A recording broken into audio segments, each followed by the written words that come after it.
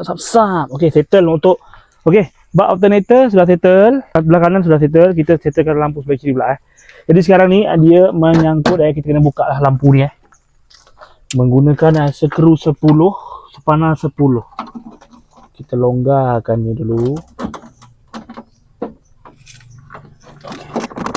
Okey, dua. Satu dua. Satu buka dua. Okey, bila dah longgar kita guna lampu panjang. Tak.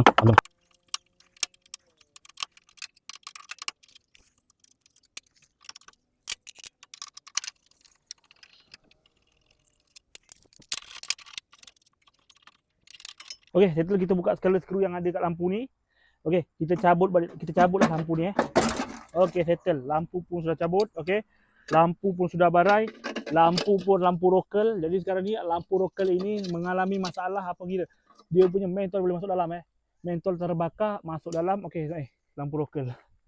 Sudah ledeng, sudah terbakar, sudah cair. Kita settlekan wayar sebelah kiri pula. Untuk wayar sebelah kiri ni kita lalu macam sebelah sana juga, sama sahaja. Kita taruh lalukan sini, okey.